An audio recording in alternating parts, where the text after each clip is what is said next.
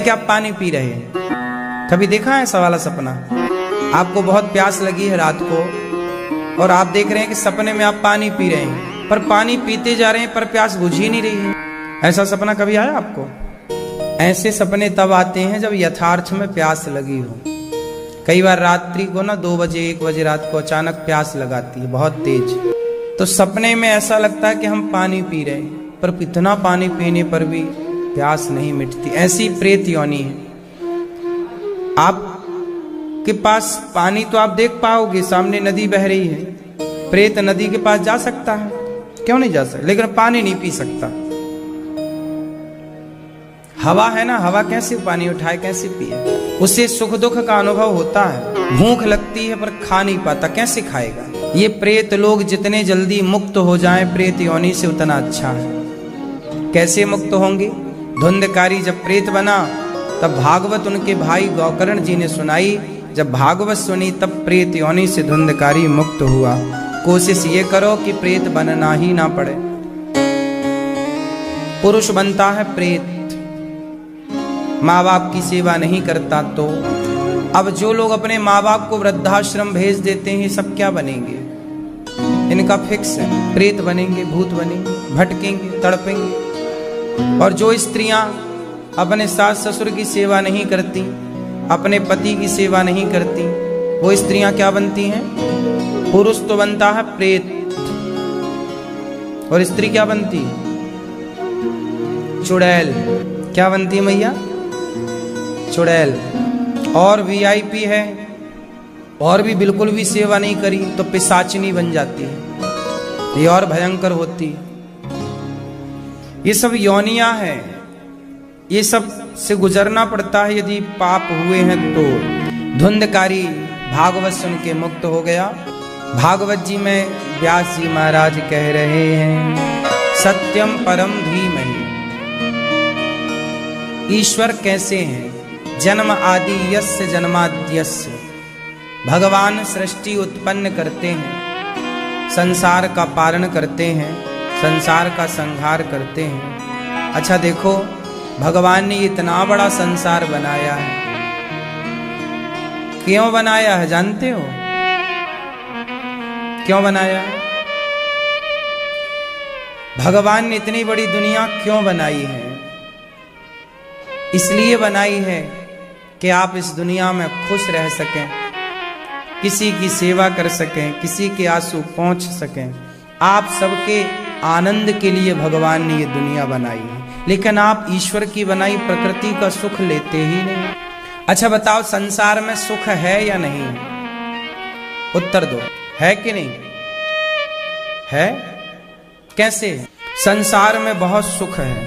किस तरह? सवेरे सवेरे आप चिड़ियों को देखो, कुछ ना करना, चिड़ियों को बस चहकते हुए देखना, सवेरे की धूप लेना, सवेरे प्रकृति को देखना। हरी भरी प्रकृति है, पेड़ पौधे हैं, चिड़ियों का उड़ना, एक साथ चहकना, गिलहरी का चलना, गिलहरी का खाना। कैसे खाती है गिलहरी? ऐसे। ये प्रकृति बनाई क्यों है ईश्वर ने? देखने के लिए। आपने टीवी क्यों लगाई है घर पे?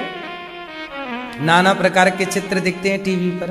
ईश्वर ने ये प्रकृति टीवी ही तो बनाई है, भांति भांति के जीव जंतु बनाए हैं, आप देखो। लेकिन आप कुछ नहीं देखते प्रकृति को, बस मोबाइल और टीवी, मोबाइल।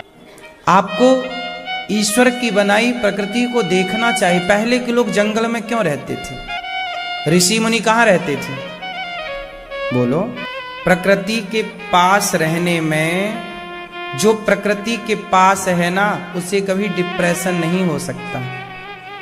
पता है आपको? नेचर के पास है ना जो, उसे कभी डिप्रेशन नहीं होगा। गांव के लोगों को डिप्रेशन 1% होता है और शहर के लोगों को डिप्रेशन 70% होता है। हाँ या ना? शहरों में हरियाली की कमी है, शहरों में प्रकृति की कमी है, शहरों में धूप ही नहीं मिलती। डिब्बा डिब्बा बने हैं घर, किसी डिब्बे में धूप पहुंच रही है तो किसी डिब्बे में धूप ही नहीं मिलती। हाँ या ना? बड़े बड़े शहरों में कहाँ गिलहरी मिले, कहाँ चिड़िया की चहक मिले, कहाँ वहां हरा भरा मिले। पहले के लोग जंगल में इसलिए रहते थे। आप भी कुछ दिन प्रकृति के निकट रहकर देखो, अपने आप महसूस करेंगे कि आप अपने आप बिना दवाई बिना टैबलेट के अपने आप स्वस्थ हो रहे हैं। आप देख पाएंगे कि आप स्वस्थ हो रहे हैं। प्रकृति हमारी पूरक है। प्रकृति हमारी क्या है? पूरक है। आजकल का व्यक्ति परेशान क्यों है? प्रकृति से दूर हो गया। बात सही है? इसलिए कहता हूं, ईश्वर की बनाई सृष्टि को देखो, चिड़िया को देखो, फुदकती हुई चिड़िया कितनी सुंदर दिखती है। उसे देखकर ईश्वर को देखो, वाह विधाता क्या चिड़िया बनाई है। जिस परमात्मा ने इस चिड़िया को बनाई है, जिस परमात्मा ने इसके खाने की व्यवस्था की है, सोचो ईश्वर की राज में, भगवान के राज में जब चिड़िया भूखी नहीं है तो हम और आप कैसे भूखे रह सकते हैं? नहीं, भगवान की राज में कौन भूखा है बताओ? अजगर करे न चाकरी, पंछी करे न काम, दास मलूका कह गए, सबके दाता राम। अजगर करे ना चाकरी मतलब नौकरी चाकरी। अजगर नौकरी नहीं करता, पड़ा रहता, पर उसके भी भगवान खाने की व्यवस्था करते हैं कि नहीं? अजगर करे ना चाकरी, और पंछी करे ना, पक्षी कोई काम नहीं करता, लेकिन देखो फुर्र फुर्र उड़ता रहता मस्त।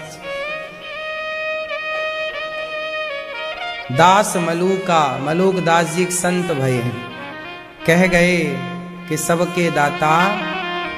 तुम ये मत कहना कि हम नौकरी करते हैं तो खाते हैं, जो नौकरी नहीं करते वो भी खाते हैं, क्योंकि खिलाने वाला भगवान है। तुम्हें ये लगता है कि तुम खिला पिला रहे हो, तुम कर रहे हो, क्यों?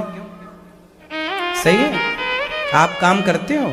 कितने लोगों का परिवार, मतलब कितने लोगों का पेट भरते हो आप? 25 लोगों का पेट भरते हो। यदि आप ना भरते उनका पेट तो वो भूखे रहते नहीं।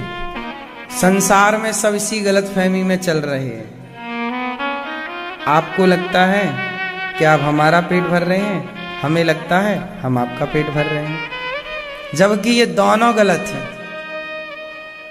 ना तो हम आपका पेट भर रहे हैं, ना तो आप हमारा पेट भर रहे हैं। हम दोनों का पेट भरने वाले वो हैं जो दिखाई नहीं पड़ रहे हैं। जैसे ये माला है, क्या दिख रहा है आपको? बोलो। माला में दिख रहा है ये सुंदर सुंदर मोती, तुलसी के दाने, ये माला है।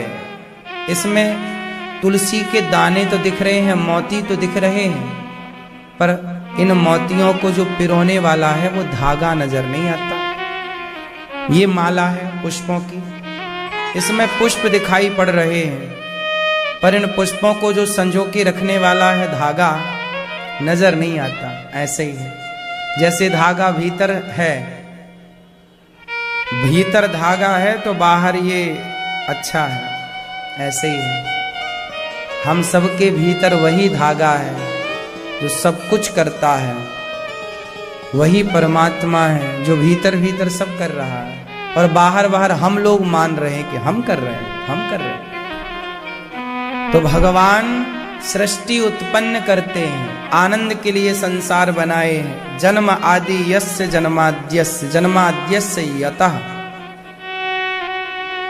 भगवान चार थे, स्वभिज्ञः स्वराट, सब कुछ जानते हैं, और स्वानैव राजतीति स्वराट, भगवान स्वयं प्रकाशित हैं। सूर्य चंद्रमा कभी भगवान को प्रकाश नहीं देते।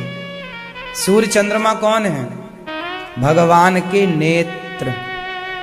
भगवान की आंख का नाम है सूर्य, और दूसरी आंख का नाम है चंद्रमा।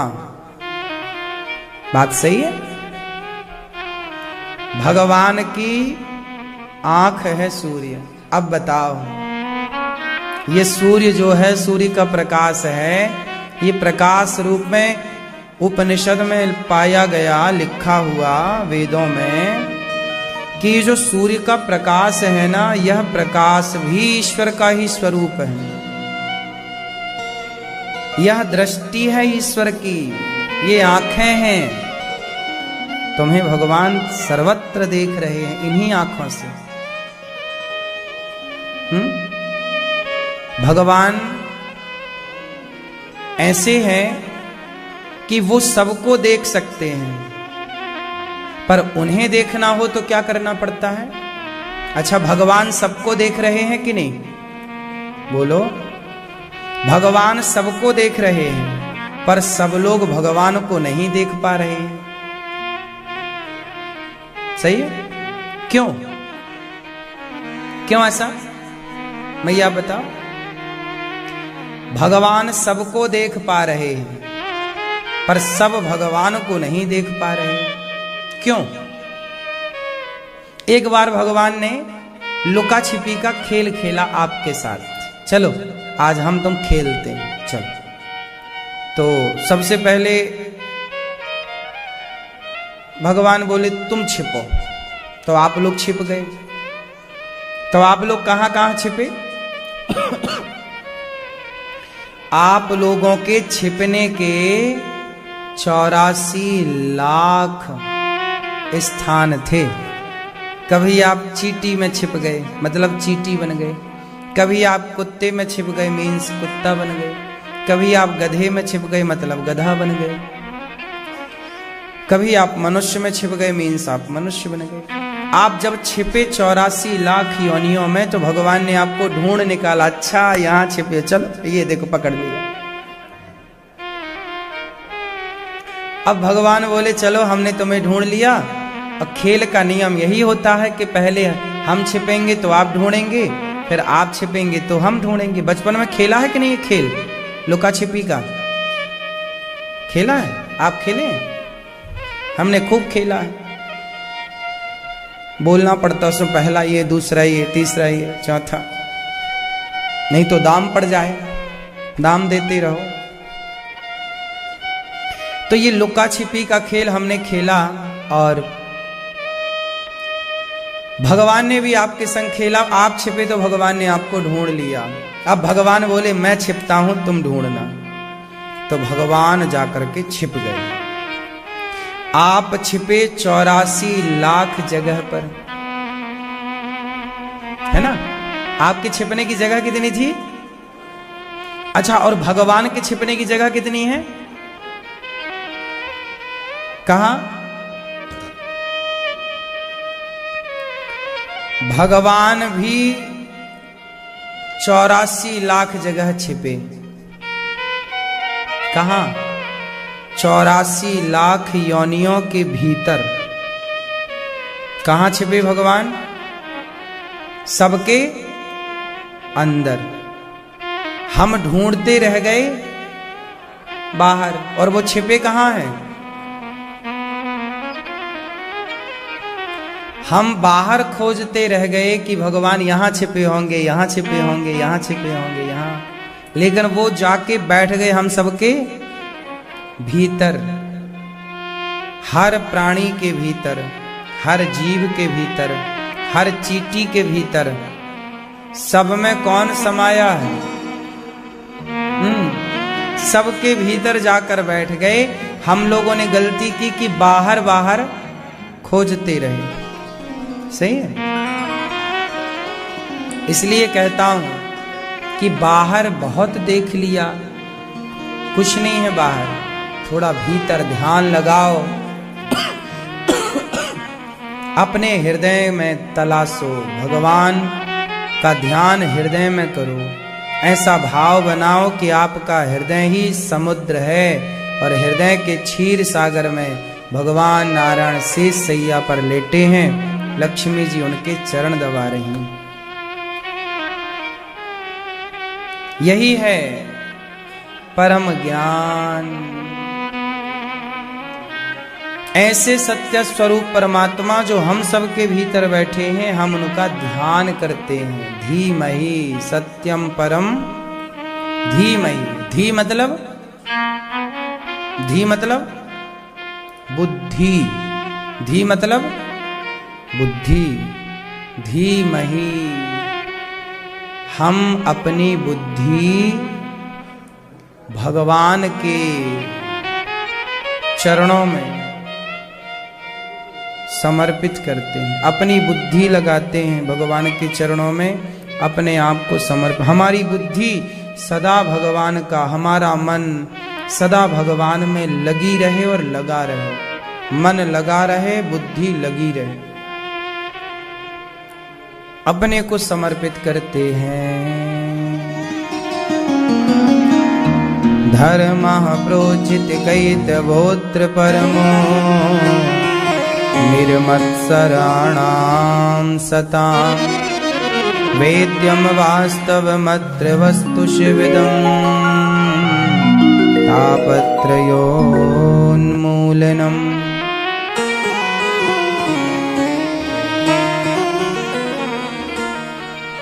धर्मः प्रोचित कैतवोत्र परमो निर्मत्सराणां सतां। भगवान परम धर्म की बात करते हैं। सवै पुंसां परो धर्मो यतो भक्तिरधोक्षजे अहैतुक्य प्रतिहता ययात्मा संप्रसीदति। भगवान परम धर्म का निरूपण कर रहे हैं। भागवत जी क्या है? ये धर्म नहीं, परम। क्या है ये? बोलो। परम धर्म। परम धर्म की बातें कही जा रही है। परम धर्म की बात कही गई है यहाँ पर। ये धर्म नहीं है, परम धर्म है। धर्म सबसे उत्तम है। धर्म किसे कहते हैं? अच्छा बताओ, आज के लोगों को धर्म की जरूरत है कि नहीं है? बोलो, कितनी जरूरत है धर्म की? धर्म कहां कहां काम आता है? क्या करता है धर्म? क्यों होना चाहिए धर्म? आप बताओ।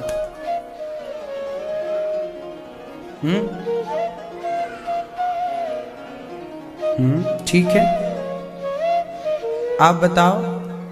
बैठे बैठे धर्म कहां आपकी हेल्प करता है? क्यों होना चाहिए धर्म?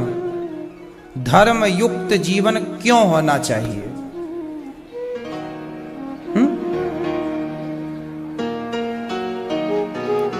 धर्म क्यों होना चाहिए मैया? आप चश्मा वाली मैया बताएंगे क्यों होना चाहिए धर्म है?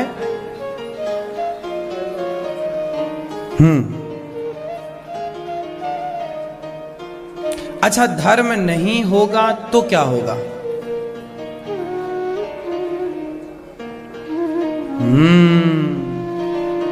सही कहा आपने। एक धर्म ही है जो हमें सही काम करने की प्रेरणा देता है।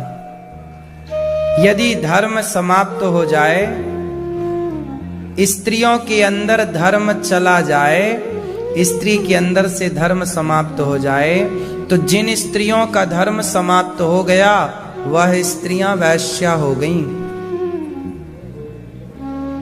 और जिन स्त्रियों के अंदर धर्म रहा वह सीता, सिलोचना, अनुसुईया की तरह पतिव्रता हो गई। धर्म है तो ही तो आप नारी हैं। धर्म है तो ही तो आप चरित्रवान हैं। धर्म ना होता आपके अंदर तो आप चरित्रवान कैसे रह लेती? आज जिनके भीतर धर्म नहीं है वही तो चरित्र से गिर गए। रावण के पास धन था, धर्म ही तो नहीं था, इसलिए तो पराई स्त्री को चुरा कर ले आया और नाश हो गया। इसलिए साहब, आप लोग बच्चों को बस पैसा देते हैं, प्रॉपर्टी देते हैं, धर्म नहीं देते। इसलिए बच्चे प्रॉपर्टी पाकर, संपत्ति पाकर के धर्म तो दिया नहीं, तो धर्म हो गया समाप्त। और जैसे ही धर्म समाप्त हुआ तो छोरा मौज मस्ती, यहां वहां उल्टे सीधे काम चालू। पत्नियां रो रही हैं। आज सबसे ज्यादा स्त्रियां परेशान हैं, कुछ परसेंट पुरुष भी परेशान हैं। स्त्रियां जानते हो आजकल किस में परेशान हैं? महाराज जी, हमारे पति का पड़ोसन से चक्कर चल रहा है।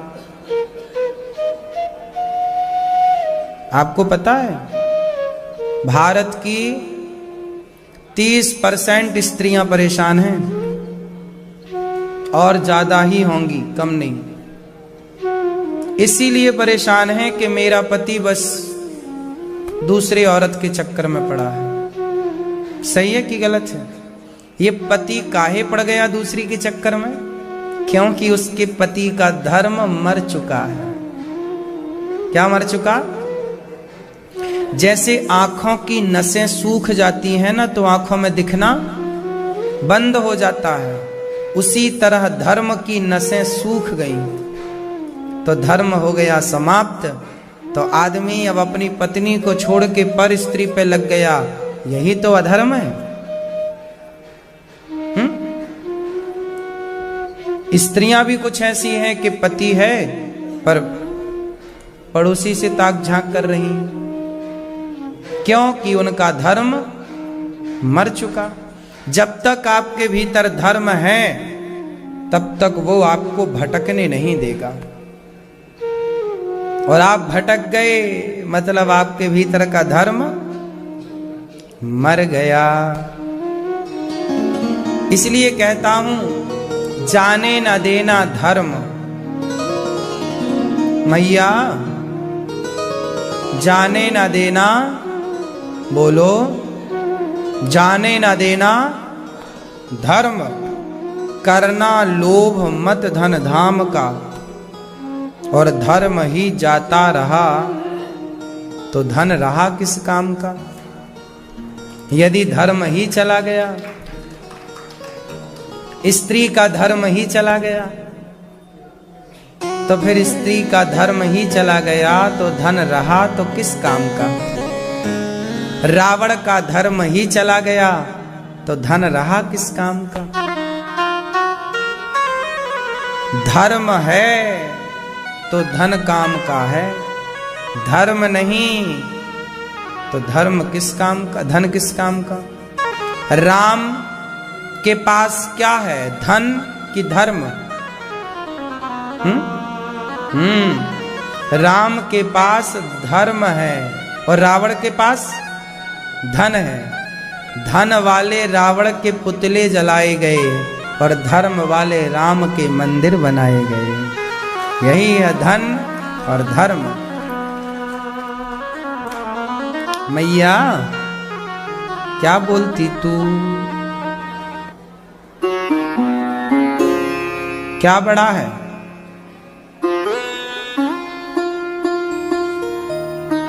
धर्म सबसे बड़ा। अच्छा चलो बताओ, धर्म किसे कहते हैं? ये मैया पीछे वाली बताएंगी, आप पीछे वाले सोफे वाली मैया, धर्म किसे कहते हैं? बताओ मेरी माँ, आपसे ही पूछ रहे हैं, आपसे। हाँ,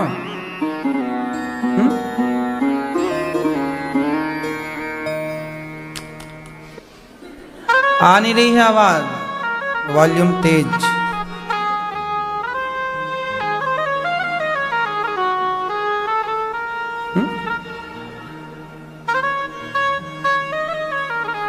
धर्म किसे कहते हैं? धर्म कहते हैं सत्य को। धर्म न दूसर सत्य समाना। सत्य पर आप चल रहे हैं तो आपके भीतर धर्म है। आपके अंदर दया है तो दया धर्म का मूल है, यही धर्म है। परोपकार, परहित, परहित सरिस धर्म नहीं भाई। जो सत्य बोल रहा है, दया कर रहा है, परहित कर रहा है, ये तीनों कर रहा है या तीनों में एक कर रहा है, वही धर्मात्मा है, उसी के पास धर्म है। इसलिए सत्य बोलना चाहिए, दया करना चाहिए और परहित करना चाहिए। परहित मीन्स सबकी सेवा। सबकी सेवा कैसी होती है? सेवा कैसी होती? सेवा किसे कहते हैं? सेवा का मतलब ये नहीं है कि आप पांव ही दबाओ। आप किसी भी तरह से मदद कर रहे हैं, वह सेवा है। आप किसी को सही रास्ता बता रहे हैं, ये भी एक सेवा है। कोई प्यासा आया, बोले भैया पानी कहाँ मिलेगा, आपने नदी का रास्ता बता दिया, ये बगल में नदी है, पी आओ जाओ, ये भी परहित है, नहीं है? किसी भी तरह का परहित हो सकता है। चींटी जा रही है और आपका पांव उसके ऊपर पड़ने ही वाला था कि आपने देखा और पांव बचा के बगल में रखा, उसकी जान बच गई, ये भी परहित है। आपने एक चींटी के प्राणों की रक्षा की, ये भी क्या है? बोलो, परहित है। आपने अपने छत पर चिड़ियों के लिए दाना डाला है, आपने अपने छत पर पानी की व्यवस्था की है चिड़ियों के लिए, ये भी परहित है और ये भी धर्म है। आपके द्वार पर पानी की व्यवस्था है कि गैया आए तो पानी पिए, यदि गाय वाय आती हैं तो, वरना कुत्ते गली के, छोटा पानी का पोखरा होना चाहिए, छोटा सा पानी रख दो, है ना? ये भी परहित है। हर व्यक्ति, हर जीव जंतु के बारे में सोचे, सबके भले के बारे में सोचे, यही परहित है। आप खाएं, भोजन करें तो गौरी गोपाल आश्रम में जो वृद्ध माताएं रहती हैं उनके बारे में सोचें कि हम खा रहे हैं। गौरी गोपाल आश्रम में वृद्ध माएं जो रहती हैं वो भी तो हम सबके सहयोग से ही खाती हैं, तो आप उनके बारे में सोच रहे हैं। गौरी गोपाल वृद्धाश्रम में जो वृद्ध माता 290। प्रयागराज जी में अभी कुंभ चल रहा है, गौरी गोपाल अन्न क्षेत्र प्रयागराज में भी बट रहा है। आप वहां भोजन बंटवाएं अपनी ओर से, ये भी परहित है कि आपकी ओर से भोजन वहां ये चल रहा है। सबके बारे में सोचना, यही धर्म है। राम सबके बारे में सोचते हैं। जटायु तो पक्षी है ना, पर जटायु का भी अंतिम संस्कार राम ने किया कि नहीं? अविरल भगति मांग बर गीत गयऊं हरिधाम, तेहि की क्रिया यथोचित निज कर कीन्ही राम। भगवान राम ने जटायु का भी अंतिम संस्कार किया। जटायु तो पक्षी है ना मेरी माँ, पक्षी का भी ख्याल राम जी रखते। ऐसे राम है, ऐसे करुणा निधान है। इसलिए भगवान सबसे बड़े परोपकारी हैं, हमें भी परोपकारी बनना है। आजकल ना होड़ लगी रहती, कंपटीशन का जमाना है ना। तुमने बड़ा घर बनाया तो हम भी बनाएंगे, तुमने बड़ी गाड़ी खरीदी तो हम भी खरीदेंगे, तुमने ये पैसा कमाया तो हम भी पैसा ऐसे कमाएंगे। सब जगह होड़ पैसे कमाने की लगी है, सब जगह होड़ घर बनाने की लगी है। लेकिन मैं कहता हूं होड़ करनी ही है तो फिर सेवा की होड़ करो कि गौरी गोपाल में इतनी सेवा होती है, आप भी सेवा करने का संकल्प लो, भाव रखो, हम भी सेवा करें। करना है तो सेवा की होड़ करो, भगवान का ध्यान करने की होड़ करो। क्यों मेरी माँ, होड़ समझते हैं ना?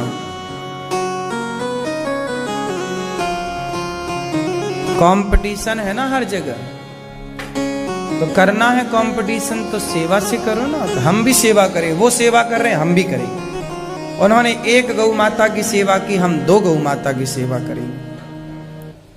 ये करो, ये नहीं करना है आजकल। बस पैसे और घर और गाड़ी की शौक है बस लोगों को। सही है, लोगों की सोच ना आजकल सीमित हो गई है, एक दायरे में कैद है। सारी जिंदगी आदमी अपने लिए घर बनाने के लिए सोचता है ना? घर नहीं है, घर बनाए, घर बनाए, पैसा कमाए, पैसा, घर, पैसा, पैसा, मर गया इतने में। भगवान ने ये जीवन इस चिड़चिड़ के लिए, इस टेंशन के लिए नहीं दिया था। सच्चाई तो कुछ और थी। आए और चले गए, खत्म कहानी। जाना ही नहीं कि जीवन मिला क्यों था। सच्चाई तो आपको ये बताऊं कि आप में से बहुतों को ये भी नहीं पता कि आपको भगवान ने मनुष्य क्यों बनाया है। ये जीवन आपको क्यों दिया है भगवान ने? क्यों दिया है बताओ? क्यों भगवान ने आपको जीवन क्यों दिया है मैया बताओ? हैं? लोग रोते ही रहते हैं, महाराज हम बड़े दुखी हैं, बड़े परेशान हैं। सारी जिंदगी रोते रोते रोते रोते मर जाते हैं। इतना भी तो दुख नहीं है यार संसार में जितना लोग दुखी हैं, है? इतना भी तो ना रोया करो। हर समय क्यों रोना है? झोपड़ी है तो झोपड़ी में भी खुश रहो। बड़े बड़े साधु संत जो हैं जंगलों में रहते हैं, घास की झोपड़ी में खुश रहते हैं। जीवन मिला है आनंद, प्रकृति को देखो, आनंद से रहो, संतुष्टि हो बस। वरना जितना है जिनके पास वो भी तो परेशान है। चलो जिसके पास घर नहीं, पैसा नहीं, वो परेशान है तो समझ में भी आता है कि यार इसके पास कुछ नहीं है तो परेशान है। पर परेशान तो हमें वो भी दिखते हैं जिनके पास सब कुछ है। क्यों जी, बात सही है कि नहीं? जिनके पास 4-4 बंगले हैं, घर हैं, वो भी परेशान है। जिसके पास घर ना हो, रोटी ना हो, कपड़ा ना हो, वो परेशान हो तो समझ में भी आता है कि यार इसके तो रोटी भी नहीं है, कपड़ा भी नहीं है। जिनके पास है वो कौन से खुश हैं? इससे आपको ये सीख मिलती है कि खुश होना अलग है, घर होना अलग है। खुश होना अलग है और पैसा होना अलग है। पैसे से खुश होने का कोई तुलना नहीं है। घर से आपकी खुशी की कोई तुलना, कोई संबंध नहीं। बात सही है कि गलत? यदि प्रसन्नता घर से आती तो जिनके घर हैं वो प्रसन्न होते। यदि प्रसन्नता पैसों से आती तो जिनके पास पैसा है वो प्रसन्न होते। इसका मतलब है प्रसन्नता ना बड़े घर से आएगी, ना बड़े पैसे से आएगी, ना बड़ी गाड़ी से आएगी।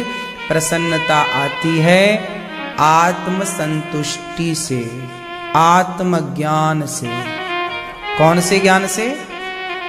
इसी को कहते हैं आत्मज्ञान।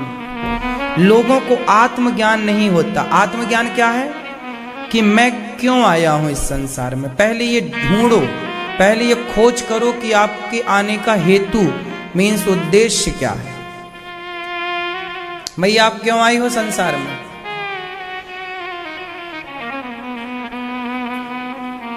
लोग आजकल गधों की तरह फिरते हैं। शादी नहीं हुई, खूब पढ़ते हैं, पढ़ो पढ़ो पढ़ो पढ़ो पढ़ो पढ़ो पढ़ो, पढ़ पढ़ के बच्चे आंखें फोड़ लेते हैं, अंधे हो जाते हैं। फिर पढ़ करके आंखें फोड़ ली, फिर बाद में पैसे कमाए तो उसी पैसे से अपनी आंखें ठीक करा रहे हैं।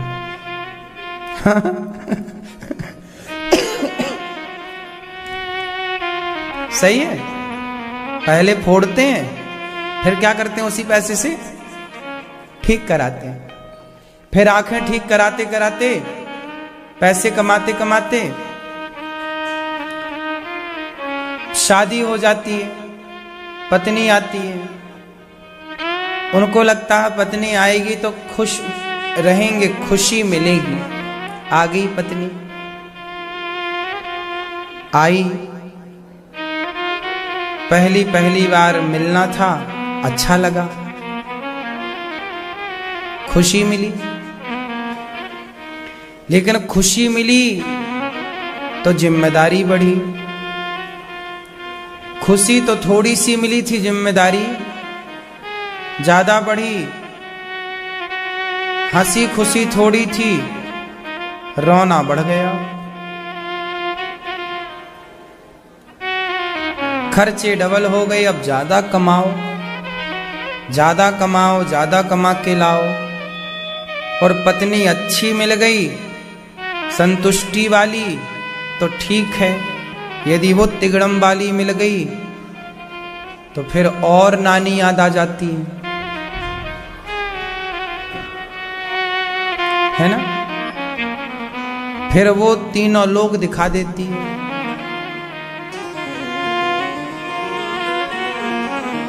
मजे मजे के चक्कर में शादी कर ली, मजा कुछ नहीं मिला, सजा मिल गई। एक लड़का भोपाल जेल के अंदर मुझे मिला, मैं कथा करने गया भोपाल जेल।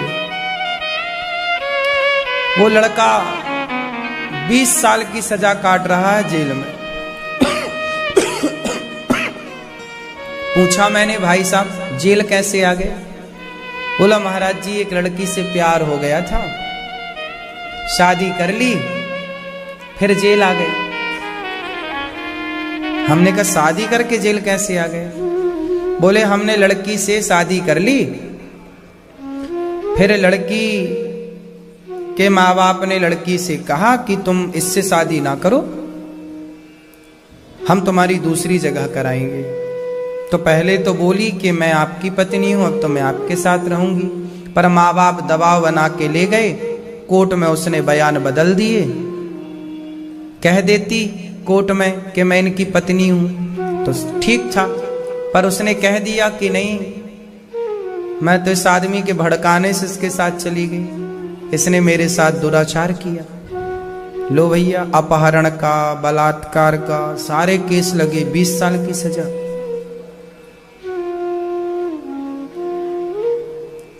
ऐसा है, आदमी ढूंढता है सुख, लेकिन मिलता क्या है? फिर ये संसार जैसा दिख रहा है वैसा है नहीं। इसलिए कहता हूं आत्मज्ञान। पत्नी कितना सुख देगी, कब तक देगी? पति कितना सुख देगा? शरीर जवान है, शक्ति है, तो शारीरिक सुख आपको मिलता है, वो भी क्षणिक। कितना सुख देगा कोई? पुत्र कितना सुख देगा? लेकिन आत्मज्ञान जो है ना, ये सदा सुख देगा आपको। बात सही है? पत्नी, पुत्र, पैसा से ज्यादा सुख कौन देता है? आत्मज्ञान। अच्छा ये बताओ, ज्ञान सुख देता है कि नहीं देता? बोलो। अज्ञान दुख देता है, अज्ञान, बोलो, दुख कौन देता है? अज्ञान। और ज्ञान क्या देता है? सुख। अरे ज्ञान है तो ही ना लोग ज्ञान से पैसे कमा रहे हैं, बिजनेस कर रहे हैं, व्यापार कहां से कर रहे हैं? ज्ञान से। और अज्ञानी है तो कुछ नहीं कर रहे हैं, रो रहे हैं भैया पैसे नहीं है, पैसे नहीं है। अज्ञानी ही तो रो रहा है। रोजगार नहीं मिल रहा है, नौकरियां नहीं मिल रही हैं, कौन रो रहा है नौकरियों के लिए? ज्ञानी कि अज्ञानी? बोलो। अज्ञानी ज्ञानी होगा तो अपने ज्ञान से कमाना लेगा, क्यों जी? बोलो। इसलिए अज्ञान दुख देता है और ज्ञान सुख देता है। इसलिए अच्छा, ज्ञान एक ज्ञान होता है सामान्य ज्ञान, बिजनेस करने का ज्ञान, परिवार चलाने का ज्ञान, ये ज्ञान है। लेकिन एक होता है आत्मज्ञान। कौन सा ज्ञान होता है? आत्मज्ञान। आत्मज्ञान क्या करता है? क्यों आत्मज्ञान किसे कहते हैं? मैया, ये चश्मा वाली मैया, आत्मज्ञान किसे कहते हैं? ये बगल वाली मैया, ये सॉल वाली, आत्मज्ञान किसे कहते हैं? बोलो मेरी मां। मैया, आत्मज्ञान किसे कहते हैं? आपको हुआ आत्मज्ञान कि नहीं? नहीं? क्या है, हुआ तो बताओ, हमें भी कराओ, बताओ जल्दी। आपके बगल वाली मैया, मैया देख लो इधर भी, एक बार मैं पूछ रहा हूं मेरी मां। नहीं? आपको हुआ कि नहीं आत्मज्ञान? हो गया? हमें भी कराओ। न कराओगी? नहीं। देखो कंजूस मैया, हमें ज्ञान नहीं दे रही हैं, खुद लिए बैठी हैं।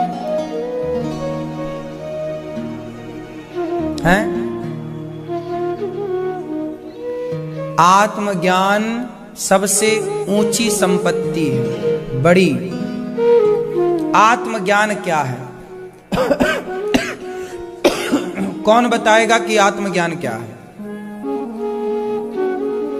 बताओ लाला, बताओ।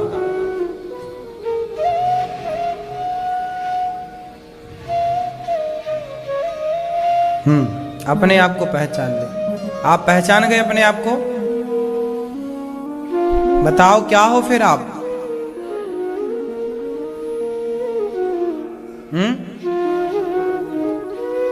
क्या हो? आत्मज्ञान किसे कहते हैं? एक लाइन का ज्ञान है और ये, लेकिन सब कुछ, लेकिन आपको पता है, सबको पता है। अभी मैं बोलूंगा सबको याद आ जाए, हाँ हाँ ये अच्छा, ये आत्मज्ञान है। लेकिन अभी अंदर है, बाहर नहीं निकल रहा है। अभी निकलेगा। सबको पता है और जितने बैठे हैं बच्चों तक को पता है। लेकिन आज मैं उसे समझा ही देता हूं आपको, आत्मज्ञान किसे कहते हैं। कौन कौन जानना चाहेगा आत्मज्ञान? आत्मज्ञान किसे कहते हैं? एक लाइन का है, बता दूं? बोलो। मेरे तो गिरधर गोपाल, दूसरो ना कोई। जो व्यक्ति, ये देखो, ये लाइन रटी सबने है, मेरे तो गिरधर गोपाल दूसरो ना। ये लाइन रटने की नहीं है जी, ये लाइन धारण करना है। जो ये मान ले भीतर से कि मेरे भगवान हैं और कोई नहीं उनके सिवा, यही आत्मज्ञान है। एक ईश्वर के सिवा मेरा, एक भगवान के सिवा मेरा कोई नहीं है, यही आत्मज्ञान है। बाकी सब ज्ञान तो प्रपंच है। आप कितना भी पढ़ो, कितना भी ज्ञान पाओ, लेकिन वो सारा ज्ञान इस एक लाइन के आगे फीका है। एक लाइन, मेरे तो गिरधर गोपाल, धन्य है मीराबाई। पूरे चारों वेदों को, उपनिषदों को एक लाइन में समझाकर चली गई, लेकिन हम जैसे मूर्ख आदमी कि मीरा की उस एक लाइन को ना समझ पाए। रट लिया हम सब ने, सबको याद है, मेरे तो गिरधर गोपाल दूसरों ना कोई, मेरे गिरधर गाना सबको है, गा सब रहे हैं, लेकिन उसकी एक एक अक्षर की गहराई कोई नहीं समझ पा रहा। बात सही है कि नहीं? आत्मज्ञान क्या है मेरी मां? जहां दो ना हो, द्वैत ना हो, विशिष्टा द्वैत हो। क्या हो? यही है विशिष्टा द्वैत। एक कृष्ण के सिवा, एक भगवान नारायण के सिवा मेरा कोई नहीं है। मैं उनका, वो मेरे। बाकी ये सब व्यवहार है, आप आए व्यवहार है, आप आए व्यवहार है, बेटा व्यवहार है, पत्नी व्यवहार है, ये रिश्ते एक व्यवहार के लिए मिला है। ये रिश्ते नाते ना यहां के हैं, लेकिन हम तो खुद ही भी यहां के नहीं हैं। अच्छा ये बताओ, आप कहां के हो? क्यों, आप कहां के हो? आप कहां के? कहां से हो आप? कहां के हो? अजमेर, गाजियाबाद। आप गाजियाबाद से हो। आप कहां से हो? हैं? हाँ, हम गाजियाबाद के नहीं हैं, हम यहां के नहीं हैं, हम वहां के हैं। कहां के हैं? हम वहां के हैं, वहीं से तो आए हैं। यहां हम यात्रा करने आए हैं। 10 दिन, 1000, मतलब 100 दिन, 200 दिन, 500 दिन। हमारे टोटल दिन कितने हैं जानते हो? हमारे जो टोटल दिन है वो कितने दिन है? यदि आप 100 साल के हैं तो 100 साल को 365 यदि आप करते हैं तो 36,500 दिन होते हैं। यदि आप 100 साल की आयु वाले हैं, जो कि है नहीं। 100 साल कौन जी रहा है आजकल? 70 में ही आदमी टाटा बाय बाय कह दे रहा है। यदि आप, चलो मैं भगवान करें आप 200 साल जियो, लेकिन फिर भी 100 साल तो हमारी आयु ईश्वर के घर से निर्धारित है। पिज्जा बर्गर खा के आदमी भले जल्दी मर जाए, तो 100 साल की आयु में हमें दिन कितने मिले? 36,500 मिले मेरी मां। अब सोचिए कि जैसे आप वृंदावन 7 दिन के लिए आए, ऐसे ही आप ना भगवान के घर से 36,500 दिन के लिए आए थे। अब इसमें आपके कितने दिन बीत गए? कितनी उम्र है आपकी? 52 साल के हो गए। वाह, 52 साल के हो गए, मतलब आपके 18,980 दिन गए। 18,900। आज 80वां दिन चल रहा है आपका।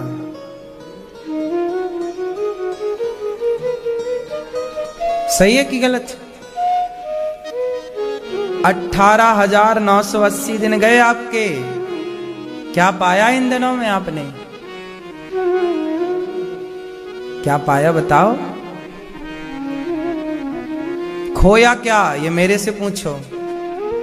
आपने 18,000 दिन खो दिए। क्या पाए इन दिनों में? बुढ़ापा पा गए, चश्मा पा गए, आंखों की कमजोरी पा गए, शरीर का बुढ़ापा पा गए। आपको लगा कि मुझे मिल रहा है, नहीं, मिला हुआ जा रहा है। हाँ या ना? क्यों भैया? हम लोग गलतफहमी में रहते हैं। हम पा रहे हैं, पा नहीं रहे, हम खो रहे हैं। एक एक दिन जा रहा है। हम यहां के नहीं हैं गाजियाबाद के, हम वहां के हैं। यहां तो हम 36,500 दिनों के लिए यात्रा पर हैं। कौन है हम? यात्री। कृपया यात्री गण ध्यान दें। यात्रा आपकी आधी हो चुकी है, आधी और बाकी है। अब इस यात्रा में किसे पाना है? आत्मज्ञान करना है। आत्मज्ञान क्या? मेरा तो केवल कृष्ण है। बेटा मेरा नहीं है, बेटा यहीं रहेगा। चिता पे आग वही लगाएगा, वो यहीं रहेगा, यहीं। बेटा मेरा होता तो मेरे साथ जाता, नहीं है ना? शरीर मेरा होता तो मेरे साथ जाता। बेटी मेरी होती तो मेरे साथ जाती। प्रॉपर्टी मेरी होती तो मेरे साथ जाती। बैंक बैलेंस मेरा होता तो मेरे साथ जाता। मेरे साथ कौन गया? मेरा पुण्य। कहां गया मैं? जहां से आया था वहीं चला गया। यात्री हूं। जीवन का अंतिम ज्ञान यही है मेरी मां, कि बस कृष्ण के सिवा मेरा कोई सगा नहीं, कोई संबंधी नहीं, कोई साथी नहीं। सही है ये बात कि गलत है? ये परिवार हमारा ठीक है, निभाओ रिश्ते। मत कहो कि ये बेटा मेरा है, मत कहो कि ये परिवार मेरा है। कहो सदा कि गिरधर गोपाल मेरे हैं। हम सब कौन हैं? यात्री हैं। इसलिए कहता हूं, परदेसी हो ना, वक्त हो गया। परदेसी तेरा वक्त हो गया। परदेसी, इसलिए हम सब परदेसी यात्री हैं। यहां के नहीं हम लोग, यहां आए मेहमानी करना।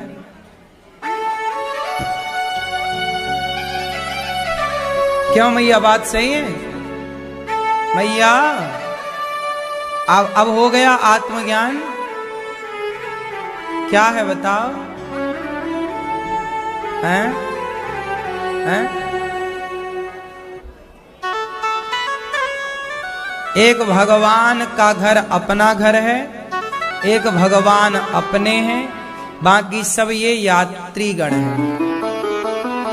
इनके संग अच्छे से रहो, रिश्ते ना बिगाड़ो, लेकिन भीतर से ये जाने रहो कि ये सब अपने नहीं हैं, भगवान अपने हैं। ना बेटा, ना बेटी, ना पति, ना पत्नी, ना संसार, ना परिवार, ना व्यवहार, जमाना। एक भगवान के सिवा हमारा कभी कोई ना था, ना कोई है, ना कभी कोई हो सकता। कोई कितना भी कहे कि हम तुम्हारे हैं, हो ही नहीं सकता। क्यों मैया? कितने हैं जो कहते हैं कि हम तुम्हारे, हम तुम्हारे, हम आपके। भगवान के 24 अवतार हुए। प्रत्येक अवतार जीव मात्र के कल्याण के लिए। नारद जी ने व्यास जी को भागवत सुनवाई और व्यास जी ने 18,000 श्लोकों की रचना की। नारद जी बोले मैं दासी पुत्र था, भागवत सुना तो ब्रह्मा पुत्र हुआ। संतों की सेवा करी तो दासी से ब्रह्मा पुत्र। सेवा आपको बड़ा बनाती है, सेवा आपको क्या करती है? इसलिए सेवा करो, यही धर्म। सेवा धर्म, दया धर्म, परहित धर्म। व्यास जी ने महाभारत की शुरुआत की। महाभारत हुआ। महाभारत में कौरव और पांडवों का युद्ध हुआ। अच्छा, युद्ध किसके लिए हुआ था? बोलो बोलो, किसके लिए? किस कारण से युद्ध हुआ? महाभारत में युद्ध का कारण क्या था?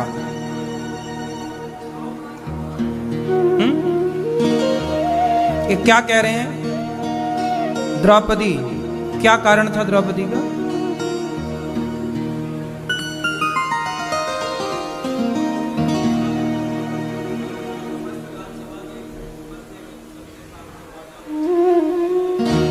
क्या हुआ था?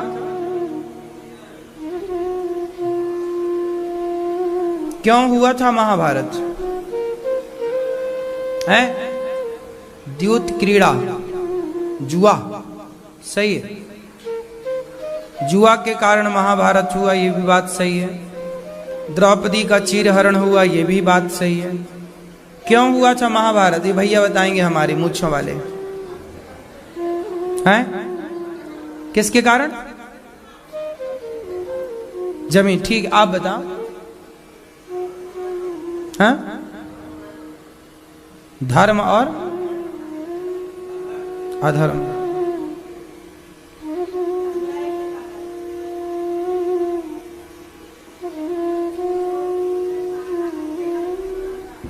अच्छा, ऐसा कहां पढ़ा आपने? पढ़ा है कहां है? अच्छा, एक बात बता दूं आपको, समाज में ये बात प्रचलित है। लोग ऐसा कहते हैं कि द्रौपदी ने बोला कि अंधों के अंधे होते हैं, लेकिन टीवी सीरियल में जो महाभारत आया ना, उसमें ये दिखाया गया है, द्रौपदी से कहवाया गया है, लेकिन यथार्थ जो महाभारत में है लिखा हुआ, ऐसा कहीं नहीं लिखा कि द्रौपदी ने इन शब्दों का प्रयोग किया था। मूल महाभारत में कहीं नहीं लिखा। द्रौपदी एक अच्छे घर की स्त्री है, वो कभी ऐसा नहीं कह सकती कि अंधों के अंधे होते हैं। द्रौपदी ने ऐसा कहा ही नहीं। बस जब दुर्योधन गिरा ना पानी पे, तो भीम भैया जोर से हंसे, तो द्रौपदी भी हंसी थी। बस द्रौपदी ने क्या किया था? केवल कोई गिर गया ना, तो गिरने पे सामान्य गिर जाए तो हंसी आ जाती, को गिर गया तो पानी पे गिर गया वो दुर्योधन, तो द्रौपदी हंसी थी। बस कहा नहीं था कि अंधे का अंधा होता, कहीं नहीं लिखा पूरे महाभारत में। 1 लाख श्लोकों का महाभारत, कहीं नहीं लिखा। पर समाज में ये गलत अफवाह फैला दी गई कि द्रौपदी ने ऐसा कहा, इसलिए महाभारत हुआ। टीवी सीरियल पे बताया गया तो लोगों को लगा कि सही होगा, इसलिए बता रहा हूं आपको। टीवी सीरियल पर जो भी आप धार्मिक धारावाहिक देखते हैं, जरूरी नहीं है कि वो सही सही दिखा रहे हो। वो तो अपनी टीआरपी बढ़ाने के लिए कुछ भी चटनी मिर्ची लगा करके बता सकते हैं। उनको इससे कोई फर्क नहीं पड़ता कि लिखा है कि नहीं लिखा है, उन्हें तो बस बताने से मतलब है, सीरियल दिखाना है। आशा करता हूँ उनका तो सीरियल बिकना चाहिए। शिक्षाप्रद कथा आप लोगों को अवश्य पसंद आई हो। क्यों भैया? सही है। अगर आप लोगों को यह कथा इसलिए पसंद आई हो, कहीं भी द्रौपदी ने इन शब्दों का प्रयोग किया ही नहीं, लेकिन आज सबको ये बात पता है शिक्षाप्रद उत्तम कि द्रौपदी ने ऐसा कहा था कि अंधों को सुखी एवं अंधे होते हैं, इसलिए महाभारत हुआ। ऐसा लोग अभी तक अवधारणाएं बनाए बैठे को सब्सक्राइब नहीं किया है तो तुरंत सब्सक्राइब कर लें, द्रौपदी जिससे कि नोटिफिकेशन के माध्यम से आप लोगों को हमारे नए नए वीडियोस शिक्षाप्रद कथाएं केवल हंसी है जब वो गिरा है, और आप उसको सुन करके अपने हंसने जीवन की को बात लिखी सुखी है जरा सी, बना सके। वो भी ऐसी नहीं कि हा तो हा कल करके फिर सामान्य, किसी नए धार्मिक कथा को लेकर के हल्की आप लोगों सी के हंसी समक्ष आई है फिर से बस। प्रस्तुत होंगे। तब तक के लिए राम राम। भीम भैया हंसे हैं खिलखिला के, गिर गया दुर्योधन। अंधों का अंधा होता है, ये बात तो भीम ने भी नहीं कही, न द्रौपदी ने कही, पर किंवदंती चल रही है बातें।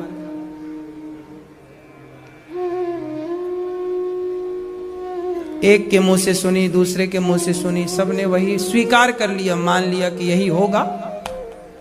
महाभारत क्यों हुआ, इसकी मूल वजह क्या है? मूल वजह है लोभ। क्या है मूल वजह? क्या है? लोभ। जब व्यक्ति ज्यादा लोभ में पड़ता है तब वो लोभ के कारण गलत काम करता है। ठीक है?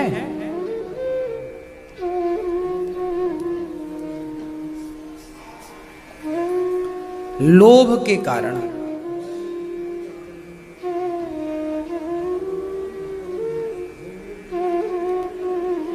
लोभ जो है ना, सबके पापों का बाप है। पाप का बाप कौन है? लोभ ना होए तो कोई पाप क्यों करे? दुर्योधन ने लोभ से क्या किया? पांडवों का धन हड़प लिया। धृतराष्ट्र को लोभ क्या हुआ कि मेरा बेटा बस राजा बना रहे, पांडव लोग वनवास जाएं फिर वहीं मर जाएं, हमारा बेटा दुर्योधन राजा रहे। धृतराष्ट्र को भी क्या हो गया? लोभ। दुर्योधन को भी क्या हो गया? लोभ। और जहां लोभ हो जाए वहां सर्वनाश होता है। इसलिए कहता हूं, लोभ करो, अपनी मेहनत से कमाओ, पैसा कमाओ, अपनी जमीन जायदादें बनाओ, घर द्वार बनाओ, लेकिन दूसरे का हड़प लेना ये तो बिल्कुल रॉन्ग है ना, गलत है ना। इसलिए कहता हूं, 1 इंच जमीन किसी की लेना नहीं चाहिए।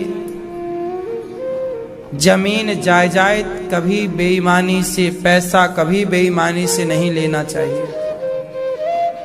ईमानदारी का कमाओ साहब, ईमानदारी का कमाओगे सदा फलेगा पैसा। बेईमानी का आज आया फुर्र हो जाएगा 4 दिन में, और ले और जाएगा तुम्हारे घर का सब।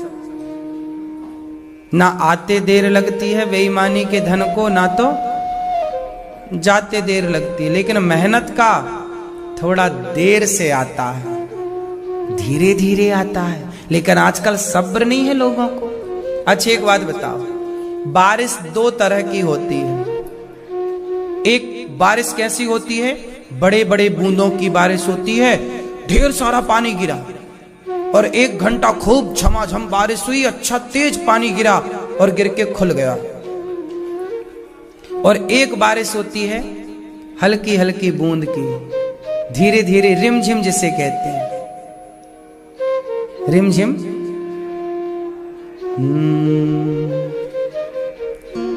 रिमझिम रिमझिम पानी बरस रहा, रिमझिम बरस रहा है पानी, धीरे धीरे फुहारें पड़ रही हैं, पानी की बूंद। अच्छा बताओ, प्रकृति के लिए कौन सा पानी उत्तम होता है? एकदम से गिरा पानी बह गया वो, या जो रिमझिम झड़ी लगी आज सावन की फिर वो झड़ी है। तो ये झड़ी जो है रिमझिम वाली, ये झड़ी अच्छी है कि एकदम से गिरा पानी?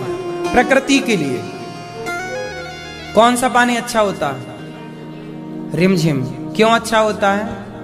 ये जो बूंद बूंद पानी गिरता है थोड़ा थोड़ा, ये पानी ही धरती माता की प्यास बुझाता है, क्योंकि यही पानी रिस रिस के जमीन के अंदर जाता है। यदि पानी गिरे और बह जाए बरस के तो कहां अंदर जाए?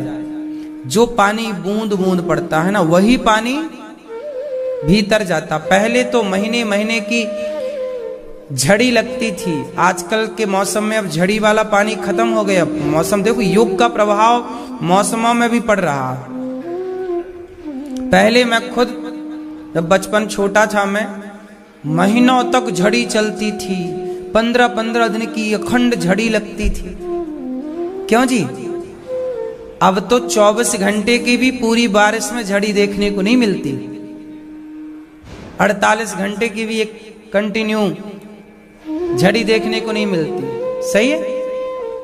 पहले आप तो बुजुर्ग हैं, पुराने जो लोग हैं, बताएं, झड़ी लगती थी कि नहीं मैया? हाँ या ना? अब नहीं लगती ना?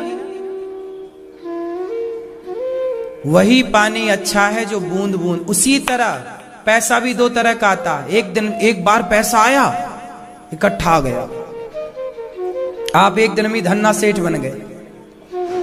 ये पैसा अच्छा नहीं है, ये बह जाएगा। पैसा कौन सा अच्छा है?